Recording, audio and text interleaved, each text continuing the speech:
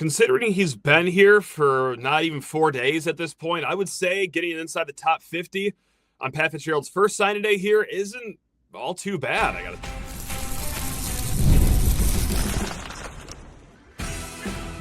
You are Locked On Spartans, your daily podcast on the Michigan State Spartans, part of the Locked On Podcast Network, your team every day. Today's episode of Locked On Spartans is brought to you by FanDuel. If you want to be right in the middle of the action this season, visit FanDuel.com and place your NFL live bets all season long. Spartan friends, Spartan family, Locked On Spartans listeners, how on earth are we all doing as we are celebrating signing day right here at Locked On Spartans, part of the #1 ranked Locked On Podcast Network? Please rate, review, subscribe, comment below the commit today that you're most fired up to see in East Lansing, because guys, this could have been a commit or a recruiting class that was just left in the rubble. Jonathan Smith let go after the final game of the season. Pat Fitzgerald takes over, and you can see why a bunch of kids would want to decommit, but it has been anything but that ever since Jonathan Smith was relieved of his duties. And Pat Fitzgerald gave a big shout out to Jonathan Smith at his press conference and the rest of Smith's support staff for helping keep this class somewhat connected as they went into signing day, which, was 3 days after that press conference. Or 3 days after it all came out that Pat Fitzgerald was going to be hired, the day after Tuesday's press conference. Guys, just tremendous work by Fitzgerald, and yet you got to give a tip of the cap to Jonathan Smith here. Now, look, are we going to spray champagne all over the place? Are we going to say, yes, this is the group that is going to lead us back to the promised land, guaranteed? This is it. We've done it. I mean, no, it is a class that just slid inside the top 50. Right now on 24/7 Sports, they are ranked number 46 overall, but it's everything I just said. An implosion could have been a very real concern here. That happens all the time when coaching changes happen. Just go ask Penn State, who has no coach right now. They have 2 commits. They are ranked 150th in the nation. Guys, they are ranked 3 spots behind of a school I've never even heard of. West Georgia has a better recruiting class than Penn State, and I get it. I'm sure Penn State will be fine. There's the transfer portal for a reason, but lordy, it could have been a lot worse than coming in at number 46. Now, interestingly enough, you could take the stat one of 2 ways. It depends if you're a glass half empty or half full person. This is actually Pat Fitzgerald's highest ranked class, just overall since he's been coaching in college, since his first class at Northwestern in 2007. Now, that class ranked 37th overall, according to 24/7 Sports, and this is actually just the 4th time in his soon-to-be 18-year career that he will have a class that ranks inside of the top 50. He also had a class like that in 2007, like I just said, 2014, and 2020. So, like we talked about, everything that handcuffed Pat Fitzgerald, and that's not to say that the issues that people have with Fitzgerald, the end of his tenure, winning just 4 games combined in the last 2 years, having an anemic offense, those are real concerns. But the recruiting concerns, I don't know. It's hard to get into Northwestern. We talked a little bit more in depth about that with Alan True earlier in the week, but you guys probably already know it. There are 2 schools in the whole country that actually walk the walk of having high academic standards that make recruiting very difficult. It's Northwestern and it's Stanford. So here he is. 4th time in his career, he's going to get a top 50 class. Let's see what happens here. And I'm going to do something for, the online users, the millennials, or whatever they call the generation younger than millennials. Zoomers, perhaps, whatever. Bear with me. There's a meme that flies around. It's the harassment versus flirting meme. And it's basically when 2 people do the same thing. Well, if you're handsome, that's just considered flirting. But if you kind of look like you're 600 pounds, pimples all over your face, and you're missing 5 teeth, well, yeah, that could be considered harassment. So it's kind of a verbal iteration of this meme here. Look, we're obviously talking kind of highly about this class, the fact that we're almost relieved that they did get a class that is, over, I think it's 16 kids have signed today. And, hey, this is good. I mean, good for Fitzgerald. That's a decent start to this tenure. Whereas if this was Jonathan Smith's class And granted, like this would be ranked kind of in the mid to high 30s because you wouldn't have kids like Colin Campbell waiting to sign or Samson Gash, perhaps. Two guys that would boost the ranking of this class. But I digress. Like if this was Smith coming in with the 46th ranked class in his third year here, that would ring a little differently than a guy coming in 4 days into the job, gets a top 50 class. So like I said, guys, I mean, look, is confetti raining from the ceiling right now for a 46th ranked class? No. But I don't know. Maybe I'm just caught up in the hysteria of a new energy of this program, but it could be worse, right? Like Wisconsin, like they're at 78 with just 13 commits. UCLA, they're undergoing a brand new coaching change, just like our Michigan State Spartans did. 85th ranked class. Okay, Colorado, another Power 4 school. They're ranked 103rd. Let's go back to Big Ten land because Nebraska sitting at 112th in the nation, just one spot ahead of Delaware. And like I said, Penn State sitting at a smooth 2 commits, ranked 150th in the nation, which is, I didn't even know 24/7 Sports rankings go all the way back to 150, but oh well. That's neither here nor there. Look, they got some pretty good guys to stick around for this class that actually did sign, like the 3 4-stars leading the way. Kayd Coffman, the quarterback from East Kentwood, 4-star tight end Joey Caudill, and then 4-star offensive tackle, also from the great state of Michigan, Eli Bickel. Now, other guys that stayed in this class, we'll go through it really quick. 3-stars offensive lineman Tristan Comer, tight end Eddie Whiting, linebacker Adam Shaw, the only linebacker in this class, safety Braden Thomas, safety Elijah Caldwell-Hardy, and then cornerback TJ Umanora, defensive back Kelsey DeRiso. So that's 4 defensive backs right there in this class. And then your edge, Corey House, the only edge commit of this class. We had 2 guys flip away today, which was a bummer. Like, we're not going to just gloss over that. Now, that hurts. 2 receivers so far in this class, Rayshawn Elmore, a guy that just committed not too long ago, and then Zachary Washington, former teammate of Alessio Milivojevic. Now, Courtney Hawkins did, quote, retweet the Zachary Washington announcement with, "Yes, sir, welcome to the gang." So I don't know if that's Courtney Hawkins, like, still doing his job, like kind of like how air traffic controllers did their job during the government shutdown because, well, they felt compelled they had to do it.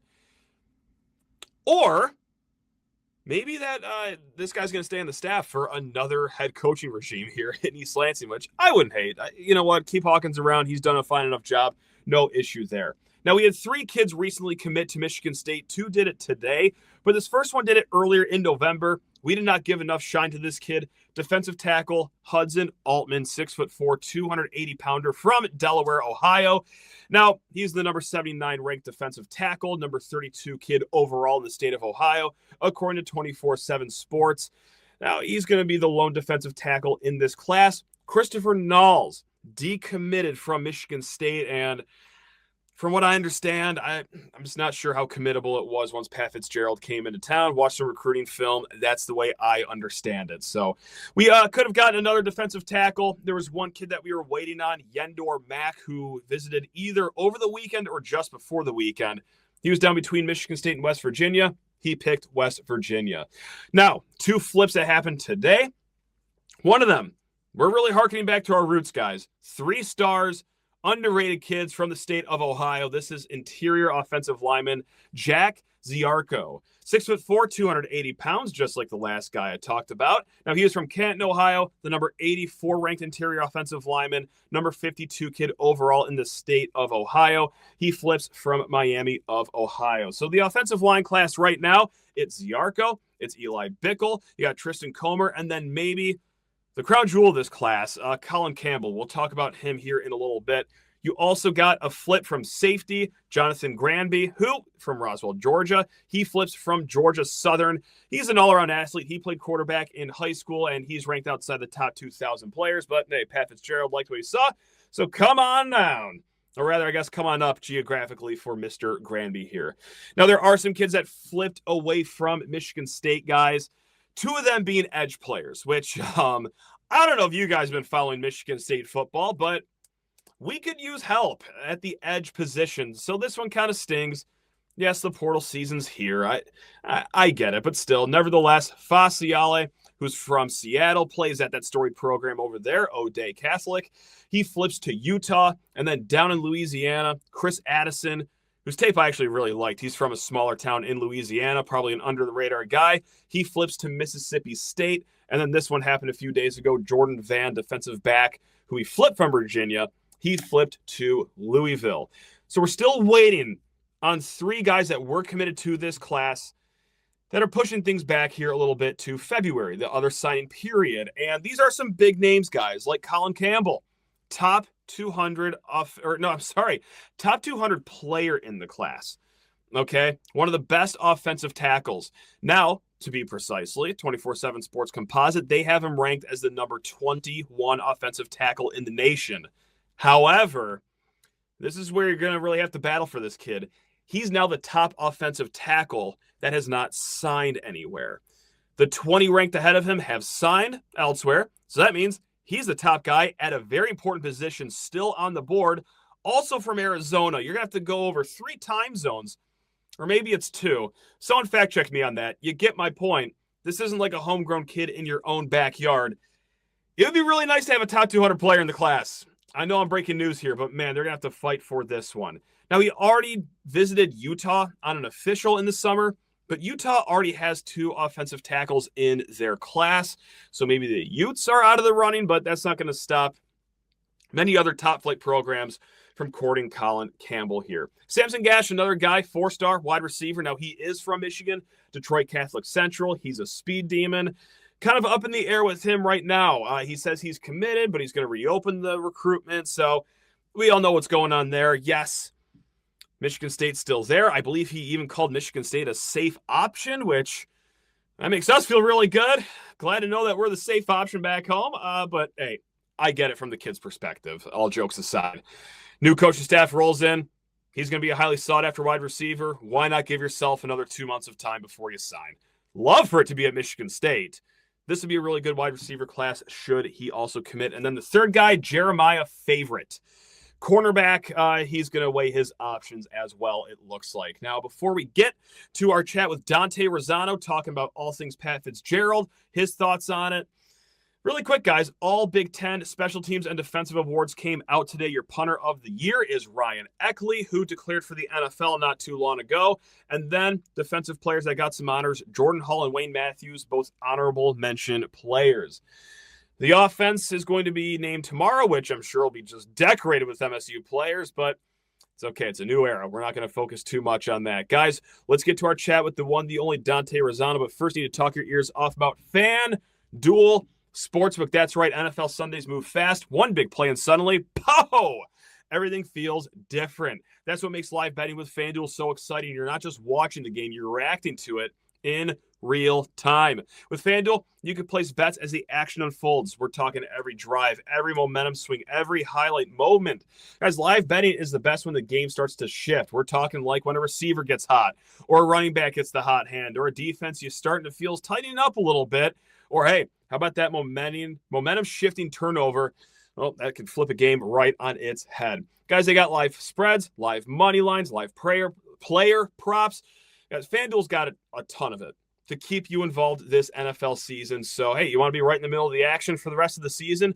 Visit FanDuel.com and place your NFL live bets all season long. It's FanDuel. The game moves fast, and so can you. Also, guys, get your holiday shopping over with the one, the only Alumni Hall, who, by the way, that's right, they got those new state basketball jerseys. Go ahead, check them out over at Alumni Hall. So not only do they have Nike, guys, they also got all the other top brands like Columbia, Champion, Yeti, New Era, so much more. And they have apparel and gifts for the entire family. We're talking kids. We're talking adults. Hey, you want to get some hats? You want to get some tailgating gear? Some other accessories? Guys, it's all there at Alumni Hall. And MSU students and faculty, as well as military and all first responders, you get 10% off with a valid ID in the store. On top of all that, follow Alumni Hall on social media or download the Alumni Hall app because more special offers and sales are going on there. Guys, pop into Alumni Hall in the Eastwood Town Center in Lansing near the Apple Store, or shop online or through their app. And best part is, for every $150 you spend, you get $10 in Hall cash to use for the next time. So grab that new game day look this holiday season, or upgrade your tailgate with Alumni Hall, your ultimate Michigan State shopping destination. Guys, I am joined by not only the greatest golfer to ever grace this podcast, but he's also a former Michigan State player. He is a current co-host of the You Are the Program podcast. It is the one, the only friend of the program, Dante Razzano. And Dante, there's something that I've noticed ever since Pat Fitzgerald got hired at Michigan State here, and it's that former players seem to love this hire. Current recruits seem to like this hire. Even the haters that are involved in football, like Connor Stallions, they seem to like the hire for Michigan State. There are plenty of college football media members that really like this hire. I'm not here to tell people how to think. I'm not here to tell people that their opinions are voided if they've never played football in their entire life. But I couldn't help to notice a lot of football people really are enjoying this hire for Michigan State here. So Dante, as a former football player yourself, what's with you people? Like, why are you guys so gung-ho with the Pat Fitzgerald hiring at Michigan State? I think first, from like a former Michigan State player, there's the perspective of it's familiar because we played against him, because we know that Coach D'Antonio had a ton of respect for Pat Fitzgerald. And us as players, whenever we played Northwestern, I mean, we lost to them 3 years in a row, 16, 17, 18. We knew what type of team that he had and program that he ran. And so from that perspective, if he can do that at Northwestern, he can do it anywhere, right? And I get that there's concerns and fears about, you know, there's also some bad years in there, and especially towards the end. Yeah. My thing with that would be different era. It's Northwestern. It's tough to get in academically, all of that stuff. So, but from a football standpoint, just how he ran the program, how his teams always played is very familiar to us. And I think that's the biggest thing that excites everyone from at least the Michigan State side is it's familiar. And I think the players that played in the program understand that there's something different with how you have to operate at Michigan State and how you have to run a program at Michigan State, because I still think Jonathan Smith's a good coach, and I feel like I've maintained that, but it didn't feel like the right fit ever. Yeah. In terms of meeting the fans, the people in the program, people outside the program, the perspective, whether it's like the walk or how he would perform it, in press conferences or what he would say in press conferences. There's a certain way that you need to get it done at Michigan State. And I feel like that more than anything else is something that was unfamiliar with Jonathan Smith. And so going back to someone like Pat Fitzgerald, who's built his program or built his programs in the past in the way that he did, I think it's very familiar. And I think that, given the proper resources and given the alignment from the university, something you'll hear me say a lot today, sure, is something that's familiar. And I think it's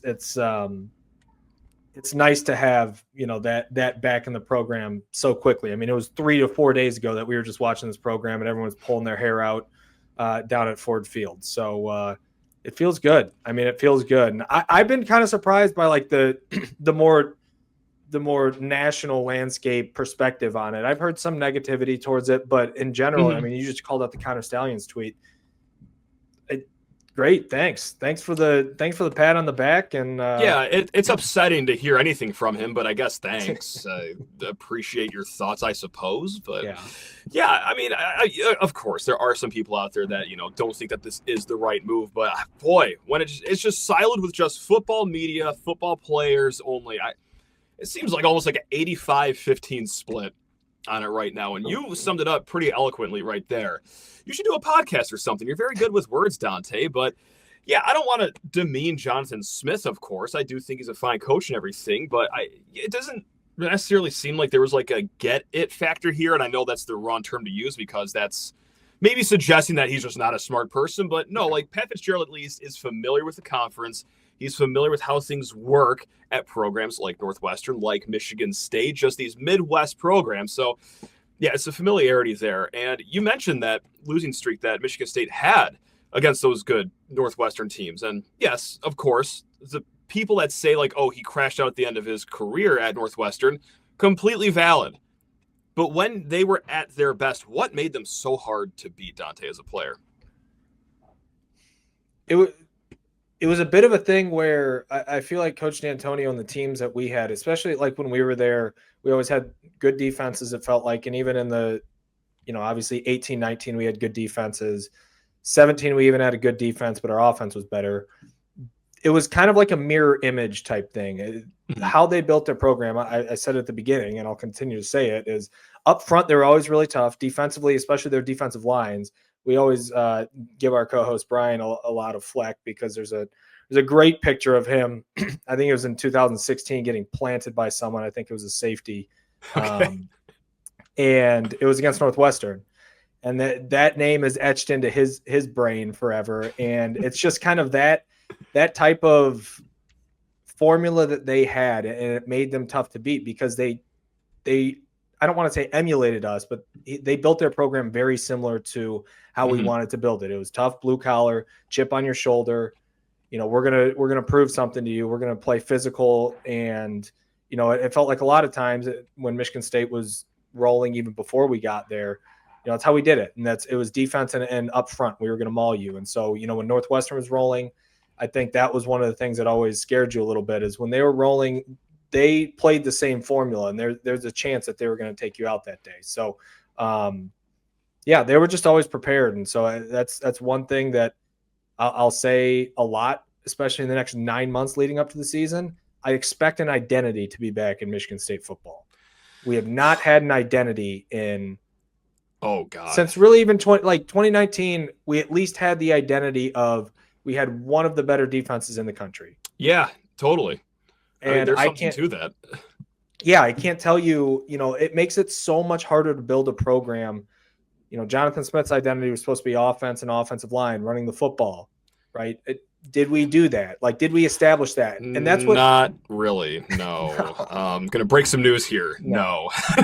But that's what always makes it harder. And when you break down, I'll go back to the Iowa game as an example, right? You have two different scenarios where you're at the midfield and two different fourth down decisions, right? When you don't have an identity, it makes it that much harder for the coach to say, yeah, let's go for this, because you don't know if you're going to get it. But if you do have an identity, whether it's offensively or defensively, you can say, we're going to go for this because we trust our defense. And if we don't get it because we're going to do these things, X, Y, and Z. If it's offense, it's, hey, this is our identity. We want the ball in the hands of our offense. We want it in our quarterback. We feel confident that they're going to make the decision.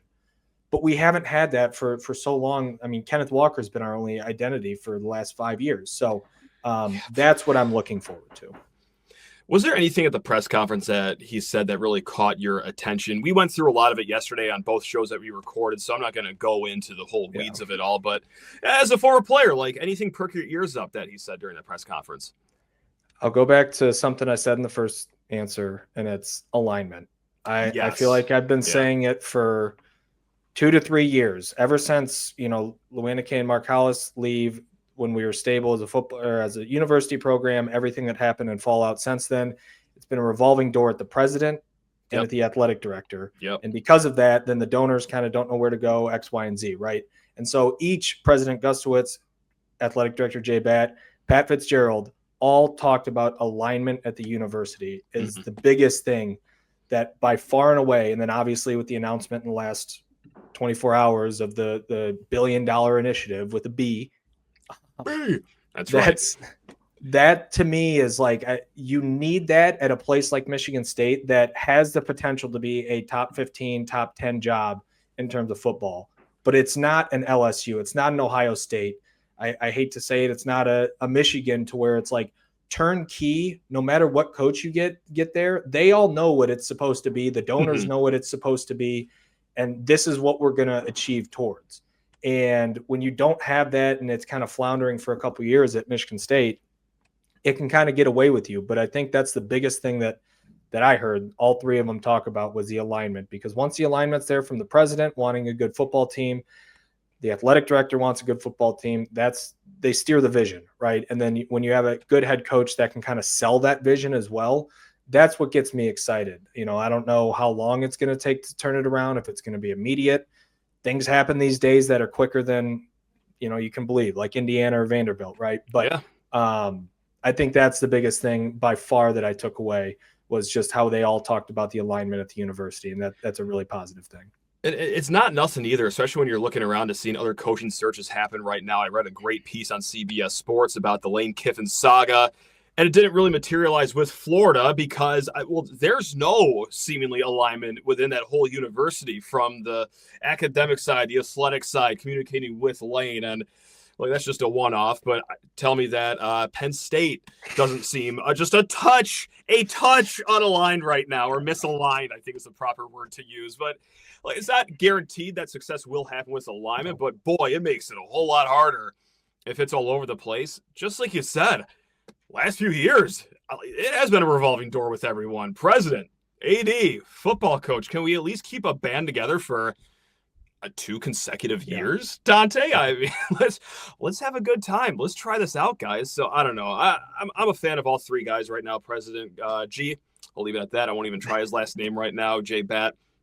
And now Pat Fitzgerald. I think that those are 3 guys that are ready to lead this program. So it's not to say that I'm all of a sudden a 5 out of 10 to a straight up 9 out of 10. I still got to see a few things in the next few weeks.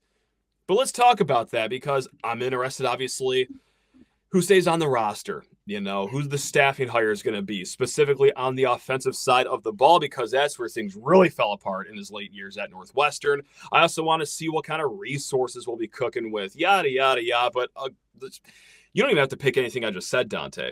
What's the number one thing you're most eager to watch the next few weeks here at the beginning of the Pat Fitzgerald era? I'm going to mirror exactly what you said, and the offensive staff to me is going to be the most important. I feel like no matter what defensively, he's got an identity that he knows he wants to be. He's got a archetype, whether it's up front, linebackers, defensive backs, and he's got a scheme that he probably likes, right? And he's always had good defenses. So he's going to find someone, and whether or not it's someone that we all love, I have trust that it's going to be a positive thing on the defensive side. But offensively, it's is he going to, not just who he hires, but it's kind of the archetype of what that offensive coordinator is going to be. Is he going to be someone that is it going to be a hire that you can essentially turn the keys over and it's hey, the offense is his. Pat Fitzgerald's going to focus defensively. Obviously, he's more of that CEO type, but he's going to be a lot more hands-on defensively. So is it an offensive coordinator that you hand the keys over and it's, go play your style of football? Or is it going to be, hey, this is the thing that I envision for the offense, and this is the type of football that I want to play. It's yours. I'm more hands off with it. But I would hope that if there's one concern I have, it's that, offensively, he can't be as stagnant as he was at Northwestern offensively. They had some good offenses. Yeah. In the late years, yes, it was really bad. When we were there, it didn't feel like they were awful offenses. And again, that goes back to kind of the recruiting and some of the things that make Northwestern harder to recruit at. So that's just my biggest intrigue right there. And then as far as roster retention, there's 2 guys that I want to see if it's Alessio and Jordan Hall. Those are kind of the 2 guys that I'm really interested in. Some pieces up front, but really those are, I think, the 2 guys that I think would be really, really, really positive if you can get them back and keep it moving. I'm also intrigued with this portal cycle coming up in January, because that will just say everything about what kind of resources Michigan State is dealing with. And look, we're far from the first and the only school to say, oh, we're going to financially back this guy. Everyone is doing that now, but is it going to be such a massive pile of money that it is going to make a difference? Because let's not kid ourselves, MSU is going to have to overpay for a lot of these kids. They want them to come to a campus that hasn't seen a bowl game in 4 seasons. It's not fun to say. It's not fun to hear, but you're going to have to go a little over the top to get some kids that otherwise would be at, what are now established top tier programs. So there's just so much fascination in the next few weeks. I mean, it's a fun spot to be. It's an exciting spot to be, but it's also a nerve-wracking spot to be, in my opinion, Dante. I even kind of wonder too, he doesn't have a roster to poach from, but there's some guys at Northwestern that he recruited. Defensively, I don't know, I don't know Northwestern's offense or defense really that much. We didn't play him this year. We haven't played him in ages, man. Seriously. It felt like I think 21 was the last time. Is that really it? That's insane. Way to go, conference realignment. This is awesome. Glad we get to play UCLA and USC. Awesome. But no, we just don't go to Chicago ever. That's cool. Nice. Yeah, and I do wonder if there's some upperclassmen there that that he likes and he recruits, and they're better players that can just kind of be stopgaps in the vision and image that he wants defensively or offensively. And he's probably not going to, it's not like he's going from there to here. So it's not like it's going to be as immediate snap your fingers. They're going to come with you. But I wonder if there's some there. But to your point, I think that's going to be the most fascinating thing, truthfully, is after the staff hires, hope their staff's going to be in probably before that time period. Then they're going to have to go hard at the portal, and we'll see. I mean, I truly wonder, like you talk about NIL and everything, we talk about the initiatives of the resources and everything that we have going on right now, but how much of that goes to actually the roster? Because now there's not as much NIL, or NIL is operating in a different way. Of course there's the caveat on that, but it's what's at play and what can he do with the amount of money that's out there. But it's exciting. I said only 9 more months to football. We got a lot to look forward to here, a lot to talk about. Let's look past those 9 months for the last question here. And it's a simple question to ask, but maybe a tough one to answer. And this is ridiculous. I know this is ridiculous. We don't even know who the staff is. We don't even know what this roster looks like. All that we know is Michigan State's opponents. We don't even know the dates for 9 of these Big Ten games yet. Like, that's going to stop me from asking. Dante, what would success be in year 1? Is it a certain record you have to see? Is it winning a certain game against a certain rival that you want to see? Is it just everyone just looking like they're having fun and a good time out there? Like, well, what's it going to be for you in 9 months? Then the following 3 months when the season ends. Next year when we're talking at this time, what will success mean for you, Dante? For me, it's reestablishing, again, I'll go back, the identity. And while that's not like a tangible thing, I think it kind of is. You saw him. Did you see the video they put out about the short clip he had of the team meeting? It was kind of his day condensed. I did not. I'm not even kidding. I was going to watch that right after. I have it up in my tab right here. But I was just kind of too close with dinner with the family and everything. I was like, you know what? That's an after Dante video. But do tease that for us. He essentially had said something to the effect of, we're going to play fast, we're going to play physical. And then you can't just put the helmet on and go do it, essentially. And that's like the identity of Michigan State coming back. And I think back to like a Danicos Allen or a Greg Jones, like early D'Antonio days of what it looked like even before they really took off and what that type of player looked like. It might have been someone undervalued, under-recruited. There's all sorts of stories of those things, but it's the type of like edge that they played with. And I don't feel like we have played with that edge, whether that's offensively or defensively. I mean, it's probably you probably see it the most defensively from a linebacker, just kind of the things they talk, between plays, just talking the talk, or just how they hit, how they fly around, all those things. But for me, it's just that identity in playing Michigan State football, because I think Michigan State football for too long has been unrecognizable from the D'Antonio days. And I'm not even talking about the Big Ten titles, the immense success that we had, but it's just unfamiliar how we've played football in the last 4 to 5 years.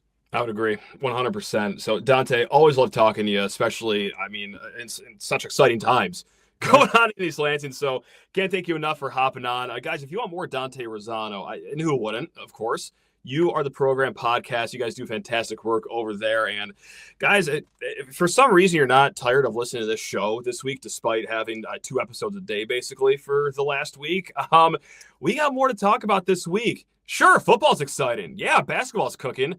How about this top 5 hockey matchup that we got to talk about?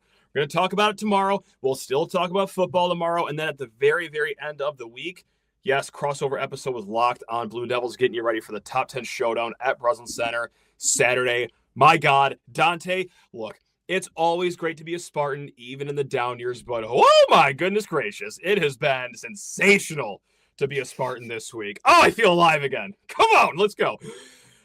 Guys, until next time, you guys are the best. Take care of yourselves. Love every single one of you, especially you, Dante. Go green. Go green.